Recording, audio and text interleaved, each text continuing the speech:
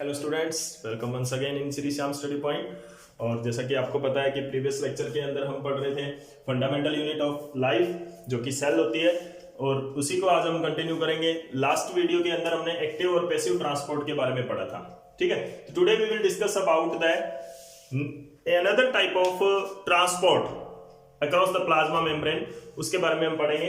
तो दो तरह की और ट्रांसपोर्ट होती है, एक तो एक्टिव ट्रांसपोर्ट के बारे में पढ़ा था, दूसरा हमने पैसिव ट्रांसपोर्ट के बारे में पढ़ा था। And the third main type of transport that is the endocytosis. आज हम पढ़ेंगे एंडोसाइटोसिस और एक्सोसाइटोसिस के बारे में। एंडोसाइटोसिस, देखो अगर बहुत कम अमाउंट ऑफ मटेरियल अंदर लेना है या बाहर निकालना है, फिर तो ऑस्मोसिस है, डिफ्यूजन है, एक्टिव ट्रांसपोर्ट है, ठीक है ना। एक्टिव और पैसिव ट्रांसपोर्ट है, वेरी लेस अमाउंट ऑफ, अगर बहुत कम अमाउंट में मटेरियल है वो हमने ट्रांसपोर्ट करना है तो वो क्या है, हम एक्टिव और पैसिव ट्रांसपोर्ट यूज करेंगे जो प्लाज्मा मेम्ब्रेन है, ठीक है। अगर ज्यादा अमाउंट में मटेरियल लेना है, जैसे कि अगर गैसेज लेनी है या कोई और न्यूट्रिएंट्स एब्जॉर्ब करने हैं, तो वो अलग चीज है, वो कम अमाउंट में चाहिए। जैसे फूड लेना है, किसी ने कोई यूनिसेलुलर ऑर्गेनिज्म है, उसने फूड लेना है, या सेल ने कोई ज्यादा अमाउंट में, बल्क अमाउंट में क्या होता है मटेरियल लेना है, तो उसको क्या बोलते हैं, वो होता है एंडोसाइटोसिस और एक्सोसाइटोसिस के फॉर्म में। तो ये क्या होता है, द इनटेक ऑफ, एंडोसाइटोसिस में क्या आता है, द इनटेक ऑफ मटेरियल, कुछ भी हो सकता है, सॉलिड और लिक्विड, कुछ भी हो सकता है, सॉलिड है और liquid material, in bulk amount और large amount through the plasma membrane. Plasma membrane के थ्रू मटेरियल लेना, वो क्या होता है, एंडोसाइटोसिस होता है, ठीक है ना। कि ज्यादा अमाउंट में ले रहा है, जैसे कि अमीबा फूड देता है, फॉर एग्जांपल अमीबा के अंदर जो फूड जाता है, अमीबा इंजेक्शन करता है, ठीक है ना। जैसे कि आपने छोटी क्लासेस के अंदर, प्रीवियस क्लासेस के अंदर 8th क्लास में या आपने पढ़ा होगा, अमीबा के अंदर न्यूट्रिशन की होगी, तो उसके अंदर किस तरह का होता है कि this is the amoeba body, और यहां पर क्या है, एक फूड है, ठीक है ना, ये अमीबा है, ठीक है। ये फूड की चारों ओर क्या बनाता है, सूडोपोडिया बनाता है, एंड इट इनगल्फ, ये क्या कर लेता है, इसको इनगल्फ कर लेता है, इस तरह से इसकी मेम्ब्रेन जो है वो सराउंड द फूड जाती है। मैं पूरा डिटेल में आपको बताता हूं इसके बारे में, ठीक है। ये फूड पार्टिकल जैसे ही इसके कांटेक्ट में आता है तो it start to grow the pseudopodia, और सूडोपोडिया बनाना शुरू कर देता है। और ये मेम्ब्रेन इस तरह से, फोल्डिंग ऑफ मेम्ब्रेन क्या होती है, सूडोपोडिया क्या होता है, फोल्डिंग ऑफ मेम्ब्रेन होती है, जस्ट इस तरह से फोल्डिंग ऑफ मेम्ब्रेन है, वो धीरे धीरे बढ़ती जाती है, एंड इट इंटेक यहां से फ्यूज हो जाती है। यहां से जब ये फ्यूज होती है तो ये इस तरह से रह जाती है, और ये यहां से फूड वेक्यूल बन जाता है। अब ये वेक्यूल यहां पे आ गया, इसके अंदर क्या है, फूड है, ये मेम्ब्रेन का वेक्यूल है, तो ये क्या है, एंडोसाइटोसिस है, ठीक है ना। इसी तरह से दूसरी प्रोसेस होती है एक्सोसाइटोसिस, इससे उल्टी होती है एक्सोसाइटोसिस। उसके अंदर क्या होता है, एक्सोसाइटोसिस के अंदर क्या होता है, देखो एंडोसाइटोसिस बल्क अमाउंट में अगर मटेरियल लेना है तो एंडोसाइटोसिस, और एक्सोसाइटोसिस के अंदर क्या होता है, ये फूड को डाइजेस्ट कर लिया, इसने प्रोसेसिंग कर ली, अब इसने करना है एक्सोसाइटोसिस। तो एक्सोसाइटोसिस के अंदर क्या होगा, जो ये फूड है, जो वेस्ट मटेरियल है, मान लो ये मटेरियल इसने रिमूव करना है, ये this is the waste material. अब ये क्या होगा, ये मटेरियल है वो प्लाज्मा मेम्ब्रेन के पास जाएगा, ठीक है, और यहां से ये क्या हो जाएगा, डिसरप्ट हो जाएगा, टूट जाएगी, और इसको लार्ज अमाउंट में मटेरियल को ये बाहर छोड़ देती है, तो इसको क्या बोलते हैं, एक्सोसाइटोसिस बोलते हैं, ठीक है ना। वैसे तो आपने वेक्यूल के फॉर्म में पढ़ा होगा कि ये जैसे कि प्लाज्मा मेम्ब्रेन के अंदर है, मेम्ब्रेन के अंदर है, ठीक है, ये मेम्ब्रेन है वो इसके साथ आकर फ्यूज हो जाती है प्लाज्मा मेम्ब्रेन ऑफ अमीबा के अंदर। अब ये क्या होता है, यहां से टूट जाती है, तो ये सारा का सारा मटेरियल है वो बाहर आ जाता है, तो ये क्या होता है, वॉमिट्स आउट, वॉमिट्स आउट, ठीक है ना। तो सेल वॉमिट्स भी इसको बोलते हैं। अब ये सारा का सारा मटेरियल बाहर आ जाएगा, और ये प्लाज्मा मेम्ब्रेन है वो क्या होगी, इस तरह से धीरे धीरे ये प्लाज्मा मेम्ब्रेन है जो वेक्यूल की, वो क्या हो जाएगी, स्ट्रेट हो जाएगी यहां से, अंडरस्टैंड।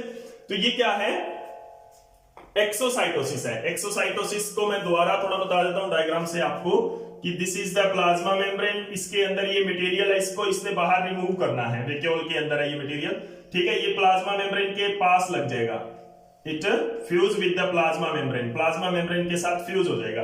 अब क्या होगा, plasma membrane of the cell disrupt, यहां से टूट जाएगी, डिस्ट्रॉय हो जाएगी, और जो मटेरियल है इट वॉमिट्स आउट। नाउ जो वैक्यूल है वो एम्प्टी हो जाएगा, खाली हो जाएगा, and the plasma membrane start to, इस तरह से प्लाज्मा मेम्ब्रेन अपनी शेप बना लेगी। तो ये यहां से ये क्या है, ये प्रोसेस है, अलग अलग डायग्राम में नहीं, एक ही डायग्राम में मैं आपको बता रहा हूं, दिस इज द एक्सोसाइटोसिस और वॉमिट आउट। तो यहां पे क्या है, द वॉमिटिंग आउट या outtake of, the outtake of material in bulk from या across the plasma membrane, plasma membrane के क्रॉस जो आउटटेक मटेरियल होता है उसको क्या बोलते हैं, एक्सोसाइटोसिस बोलेंगे। क्या बोलेंगे, एक्सोसाइटोसिस। एक्सोसाइटोसिस में क्या होता है, cell vomit out the waste material, waste material को क्या कर देगी, वॉमिट आउट। तो एंडोसाइटोसिस और exocytosis are the another processes, दूसरी प्रोसेसेस होती है जो कि क्या होती है, across the plasma membrane movement. अगर बल्क अमाउंट में, यहां पर ध्यान रखना, इन बल्क अमाउंट में, ज्यादा अमाउंट के अंदर अगर कोई मटेरियल उसने अंदर लेना है या बाहर लेना है तो क्या होगी, एक्सोसाइटोसिस और एंडोसाइटोसिस से वो परफॉर्म करेगी ये जो काम है, ठीक है ना। तो these are the two processes. तो ये जो हमने पढ़ा था वो क्या है, ऑल अबाउट द प्रोसेसेस और the transport across the plasma membrane के थ्रू किस तरह से ट्रांसपोर्ट ऑफ मटेरियल होता है। तो हमने कौन कौन सी प्रोसेसेस पढ़ी थी, passive process first of all, उसके अंदर 3 प्रोसेस हमने मेन पढ़ी थी, कौन कौन सी, फैसिलिटेटेड डिफ्यूजन हमने पढ़ा था, डिफ्यूजन हमने पढ़ा था और ऑस्मोसिस हमने पढ़ा था। उसके बाद में हमने एक्टिव ट्रांसपोर्ट पढ़ी थी, बिना एनर्जी के, सॉरी एनर्जी यूज करके एक्टिव ट्रांसपोर्ट पढ़ी थी, वो आयंस की ट्रांसपोर्ट के लिए थी, ठीक है ना। और उसके बाद में एक्सोसाइटोसिस एंड एंडोसाइटोसिस। तो एंडोसाइटोसिस में क्या होता है, इसके अंदर सॉलिड मटेरियल है, वो आगे आप जब डिटेल स्टडी करोगे तो फेगोसाइटोसिस है, पाइनोसाइटोसिस है, वो इसके अंदर आ जाते हैं। अगर सॉलिड मटेरियल अंदर लेना है तो वो फेगोसाइटोसिस होता है, अगर लिक्विड मटेरियल अंदर लेना है तो वो पाइनोसाइटोसिस होता है, ठीक है ना।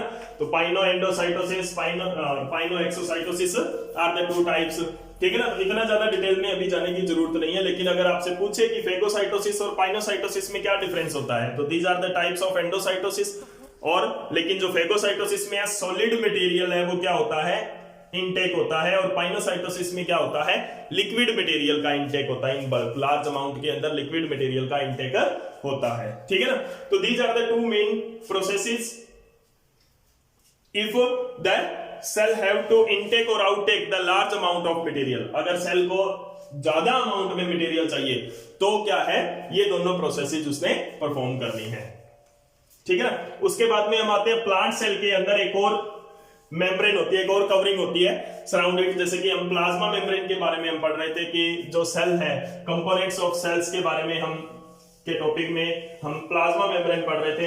हमने पढ़ा था कि 3 कंपोनेंट्स होते हैं मेनली, सेल जो है 3 चीजों से बनी हुई होती है।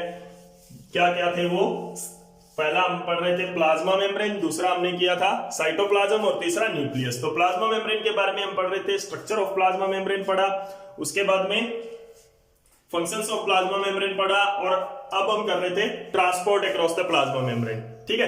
अभी क्या होता है, प्लांट सेल के अंदर एक एडिशनल वॉल होती है, सेल वॉल जिसको बोलते हैं, ठीक है ना। सेल वॉल क्या होती है, एक हार्ड सराउंडिंग कवरिंग होती है, ठीक है ना, एक हार्ड कवरिंग होती है surround the cells of plants के अंदर ही होती है, ये ध्यान रखना, only a hard covering, hard covering, hard permeable covering, ये परमिएबल होती है, कोई भी चीज को ये नहीं रोकती है, hard permeable covering surrounds the plasma membrane, plasma membrane के चारों ओर, surrounds the plasma membrane of plant cells, plant cells के प्लाज्मा मेम्ब्रेन के चारों ओर एक और हार्ड कवरिंग होती है। जैसे कि हम मान लेते हैं this is the plant cell. इसके ये इस तरह से प्लांट सेल हम ड्रॉ करते हैं, ठीक है। This is the plasma membrane, this is the nucleus and this is the large vacuole and this is the cytoplasm of the plant cell. तो ये जो आउटर कवरिंग है इसको सेल वॉल बोलेंगे, और इसके अंदर वाली जो कवरिंग है ये क्या होती है, प्लाज्मा मेम्ब्रेन होती है, ठीक है ना। तो जो आउटर कवरिंग होती है वो सेल वॉल होती है, हार्ड कवरिंग होती है, ठीक है ना, और परमिएबल होती है, hard and permeable covering surround the plasma membrane of plant cell. This is the nucleus, vacuole, cytoplasm, okay. This is the plant cell. Plant cell है ये, इसके चारों ओर क्या होती है, सेल वॉल होती है, हार्ड। अब ये बनी किस चीज की होती है और इसका फंक्शन क्या है? तो प्लांट सेल के अंदर जो सेल वॉल है, प्लांट्स के अंदर किसकी बनी होती है? प्लांट्स के अंदर वो बनी होती है cellulose. Cellulose is a polysaccharide. Polysaccharide होती है जब बहुत ज्यादा ग्लूकोज, एक लार्ज अमाउंट में, थाउजेंड ऑफ ग्लूकोज, हजारों ग्लूकोज मॉलिक्यूल जब लार्ज अमाउंट में बन जाते हैं तो दिस इज द एक लॉन्ग चेन बना लेते हैं तो वो सेलुलोज बन जाता है, ठीक है ना। तो इट इज ए पॉलीसेकेराइड, ठीक है ना। Polysaccharide made up of large number of glucose. तो आपसे अगर किसी ने पूछ लिया कि सेलुलोज किसकी बनी होती है तो क्या बताओगे? ग्लूकोज की। सिंगल चेन है ग्लूकोज, बहुत सारे ग्लूकोज मॉलिक्यूल आपस में मिलकर, थाउजेंड ऑफ ग्लूकोज, हजारों ग्लूकोज मिलकर आपस में क्या बना लेते हैं, एक लंबी चेन बना लेते हैं और उसको क्या बोलते हैं? सेलुलोज बोलते हैं। तो ये जो प्लांट सेल है वो सेलुलोज की बनी होती है, अंडरस्टैंड। हार्ड होती है, हार्ड कवरिंग होती है, ठीक है ना। परमिएबल होती है, these are the features of cell wall. Permeable होती है, ठीक है ना, अलाउ करती है एवरीथिंग को, किसी हर एक चीज को ये अलाउ करती है, ठीक है। इलास्टिक नहीं होती है, इट इज नॉट इलास्टिक। काम इसका जो, और अब हम बात करते हैं कुछ और ऑर्गेनिजम्स के अंदर भी क्या होती है, सेल वॉल होती है, जैसे कि cell wall of, in bacteria के अंदर भी सेल वॉल होती है। तो वो किस चीज की बनी होती है? बैक्टीरिया के अंदर जो सेल वॉल है वो सेलुलोज की नहीं होती है, वो होती है पेप्टिडो ग्लाइकेन की। ये भी याद रखना है आपने। फंजाई के अंदर जो सेल वॉल होती है वो होती है काइटिन की, मेडअप ऑफ काइटिन, ठीक है ना। तो ये क्या होता है कि these are the cell wall. अब ये क्या है, इसका जो फंक्शन क्या है सेल वॉल का? सेल वॉल का जो फंक्शंस है यहां पे,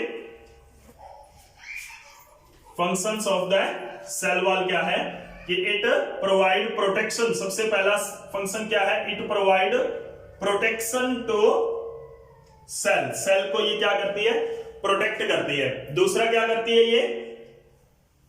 इट प्रोवाइड रिजिडिटी, हार्ड बना देती है, रिजिडिटी टू सेल। रिजिडिटी बनाती है, हार्ड होती है ना प्लांट सेल की। प्लांट्स है वो हार्ड बॉडी होती है, रिजिड स्ट्रक्चर होती है एनिमल से। हमारी जो स्ट्रक्चर है वो जो आउटर कवरिंग होती है वो क्या होती है? सॉफ्ट होती है देन प्लांट, ठीक है ना। और ये क्या करती है? It prevent the damage of cell, damage of cell during deplasmolysis. Deplasmolysis के दौरान ये सेल को डैमेज नहीं होने देती।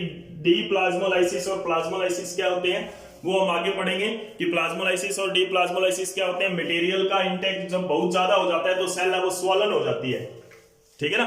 तो ये क्या करती है? These are the main functions of the plasma membrane, ठीक है ना। तो ये आज हमने क्या पढ़ा? एंडोसाइटोसिस के बारे में पढ़ा, एक्सोसाइटोसिस के बारे में पढ़ा और सेल वॉल के बारे में पढ़ा।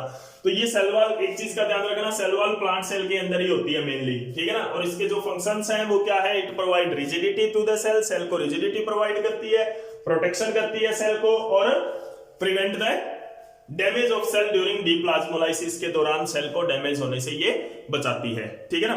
तो this is all about in our today's lecture. Next जो हम पढ़ेंगे वो प्लाज्मोलाइसिस, डीप्लाज्मोलाइसिस के बारे में पढ़ेंगे और साथ ही साथ जो सेल वॉल है उसका फंक्शन भी हम करेंगे कि प्लाज्मोलाइसिस और डीप्लाज्मोलाइसिस में फंक्शन क्या होता है। ठीक है, आज के लिए बस इतना ही। अगर वीडियो अच्छी लगी तो लाइक एंड शेयर जरूर कर दें और मेरे यूट्यूब चैनल को सब्सक्राइब कर लें ताकि आपको नेक्स्ट अपलोड का पता लगे। Thank you.